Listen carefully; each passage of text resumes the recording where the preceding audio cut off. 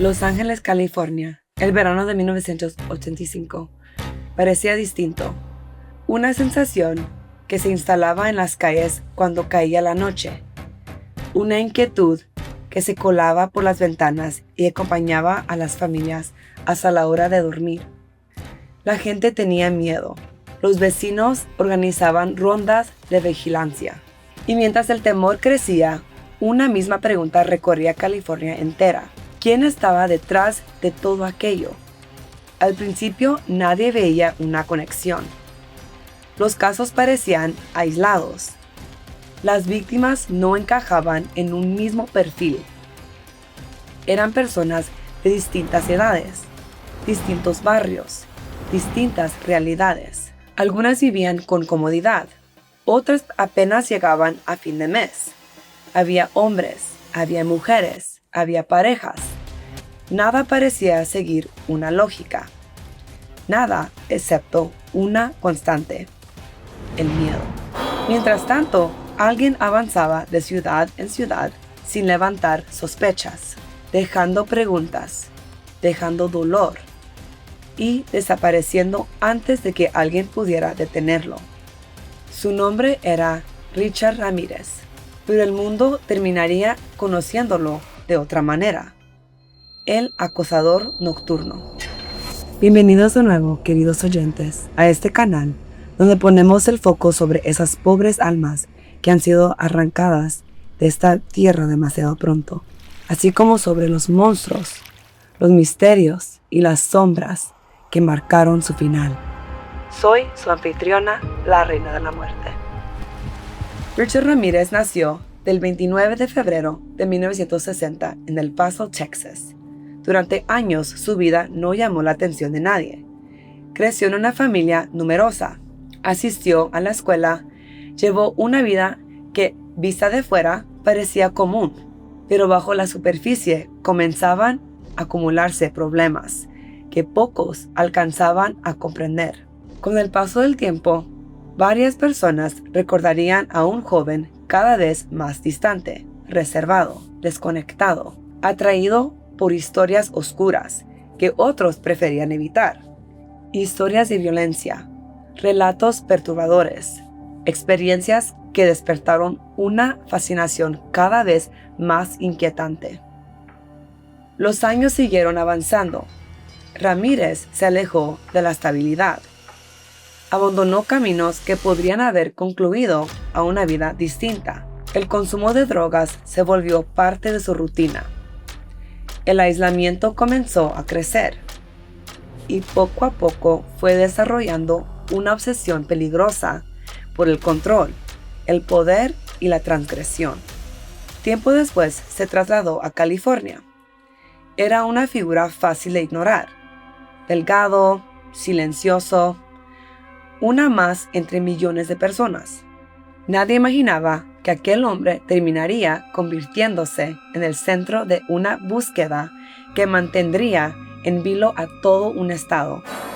Entonces comenzaron los ataques, y con ellos la incertidumbre. Los investigadores intentaban encontrar respuestas, pero cada nueva escena parecía complicar aún más el panorama. Las víctimas eran diferentes. Los lugares eran distintos. Nada parecía encajar. Sin embargo, algunas piezas comenzaron a acercarse lentamente. Pequeños detalles, coincidencias que resultaban imposibles de ignorar, indicios que sugerían que detrás de todo podía encontrarse una sola persona. Alguien que aprovechaba la oscuridad para desplazarse sin ser visto. Alguien que aparecía cuando nadie lo esperaba y desaparecía antes de dejar un rastro claro. Mientras la investigación avanzaba, el temor se expandía.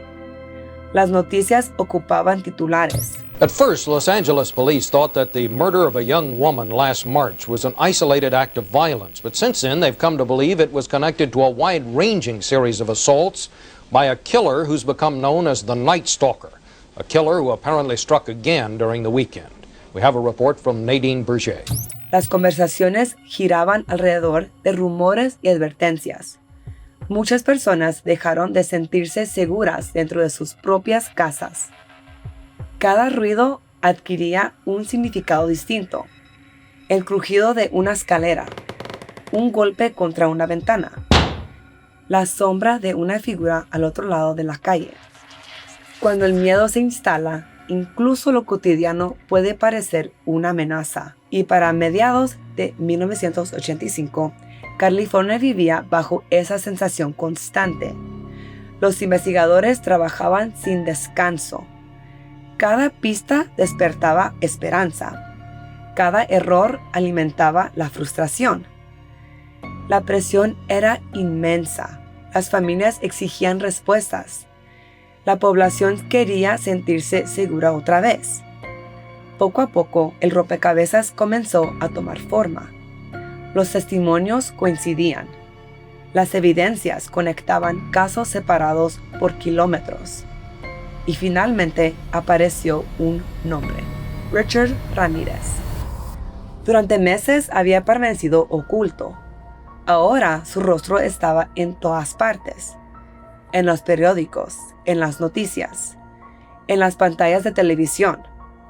La búsqueda había entrado en una nueva etapa. Y él ya no podía esconderse tan fácilmente.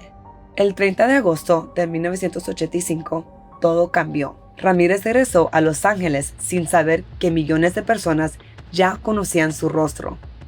La reacción fue inmediata. Algunos lo reconocieron en la calle. Otros comenzaron a señalarlo. La noticia se propagó de persona a persona con una velocidad sorprendente. Por primera vez, la ventaja ya no estaba a su lado. Durante meses había permanecido oculto entre la multitud. Ahora era precisamente la multitud quien lo estaba observando. No fueron únicamente los investigadores quienes ayudaron a poner en fin a la búsqueda. También participaron ciudadanos comunes, personas que se negaron a mirar hacia el otro lado, personas que comprendieron que aquella pesadilla estaba llegando a su fin. Poco después, Richard Ramírez fue detenido. The individual we have in custody is Richard Ramirez, the Night Stalker. La persecución había terminado, pero las consecuencias seguirían presentes durante mucho tiempo. El juicio captó la atención del mundo entero. Periodistas llenaron las salas. Las cámaras registraban cada novedad. Y millones de personas siguieron de cerca un proceso que buscaba esclarar años de dolor y temor. Para muchas familias, aquello representaba algo importante. No porque pudiera borrar lo ocurrido. Eso era imposible. Pero sí porque ofrecía respuestas, responsabilidad y la oportunidad de enfrentar la verdad. En 1989, Richard Ramírez fue declarado culpable de múltiples delitos relacionados con la serie de crímenes que conmocionaron California. El veredicto cerró una etapa, aunque las huellas de aquellos años permanecieron mucho después de que desaparecieran los titulares, mucho después de que las cámaras se marcharan, mucho después de que terminara el juicio. El caso del acosador nocturno terminó convirtiéndose en algo más que una investigación criminal. Se transformó en un recordatorio de cómo el miedo puede extenderse por comunidades enteras, de cómo la incertidumbre cambia la vida cotidiana y de cómo las personas reaccionan cuando sienten que la seguridad comienza a desvanecerse. Richard Ramírez buscó dejar una marca a través del miedo, pero el recuerdo que permanece es otro: la fortaleza de quienes resistieron, la perseverancia de quienes siguieron investigando, y el momento en que miles de personas decidieron que el miedo no tendría la última palabra. Porque al final, lo que perdura no es la sombra de quien sembró terror, sino la capacidad de una comunidad para salir de ella. Gracias por escuchar este episodio. Soy su anfitriona, la Reina de la Muerte. Y recuerden, amigos, La muerte viene por todos. ¿Cuándo crees que vendrá por ti?